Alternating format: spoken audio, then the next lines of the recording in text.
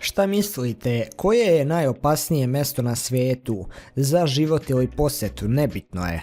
Po mome mišljenju to bi bila škola, pošto te može da vas izludi i time da vas ubije naravno. Međutim, danas se nećemo baviti time, nego bukvalno mjestima koja su toliko opasna da vam ne preporučujem ni posjetu, a kamoli život tamo. Pre nego krenemo u činjenice, to jest u top listu, ostavite like na ovaj video, tako ću znati da želite novi nastavak. I naravno, ukoliko ste novi na kanalu, pretplatite se kako bi vidjeli još nevjerovatnih videa u budućnosti. Također, zapratite me na Instagramu, pošto u svakom videu pozdravljam po 3 ljudi koji me zaprate na Instagramu. U ovome videu pozdrav dobivaju ove 3 osobe.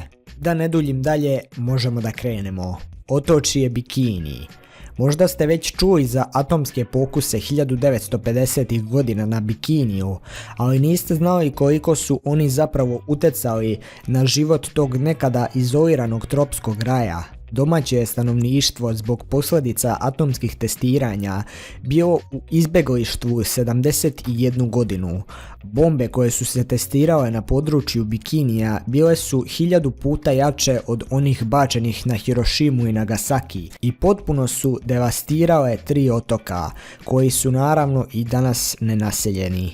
Zašto ovo otočje nije baš najbolje, to jest nije nikako dobro za život ili posjetu, zbog velikih količina radijacije naravno.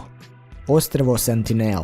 Ovo je ostrvo skroz okruženo koraljnim grebenima, zbog čega je pristup ostrvu gotovo nemoguć. No, koraljni grebeni nisu jedini razlog zbog kojeg ćete teško pristupiti ovome ostrvu. Sentinel je naseljen sa malom populacijom ljudi koji nikada nisu komunicirali sa drugim ljudima i jedni su od posljednjih zajednica koji nema nikakav dodir sa modernim civilizacijama. Izrazito su agresivni i navodno su 2008. godine ubili 2 ribara koji su se previše približili ostrvu. Nakon razornog potresa i tsunamija u Indijskom okeanu 2004. godine, strelama i kamenjem gađali su helikoptere u kojima su se nalazili istraživači koji su procjenjivali štetu od te katastrofe. Oblast 51. Ovome veoma poznatome području u severnoj Nevadi se niko ne smije približiti osim tajnih službi i vojnog osoblja sa posebnim dopuštenjima.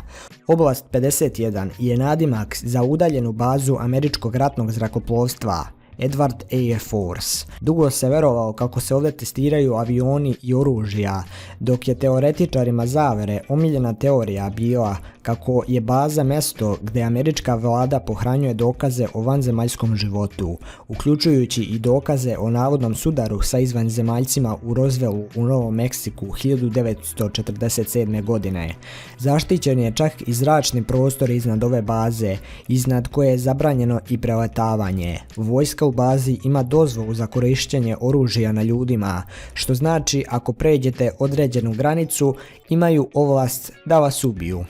Đavolje more ili Zmajev trougao deo je Tihog okeana koji je toliko zagonetan da ga upoređuju i sa Bermudskim trougom. Smešten uz obalu Japana, ovaj trougao je bio poprište mnogih neobjašnjivih događaja, poput magnetskih anomalija, čudnih pojava svetlosti i objekata i naravno misterioznih nestanaka. Čak je japansko ministarstvo mora i ribolova ovo područje proglasilo opasnim. Grand Canyon. Iako se ne čini kao opasno mjesto za posjetu ili život, nacionalni park je opasan zbog krajolika koji vas može ubiti na svakom koraku. Ipak, ja bi volio ovo da posjetim, tako da klikćite na reklame da ja zaradim nešto para da mogu da odem ovamo, povešću nekog od vas. Molim vas, molim vas, molim vas.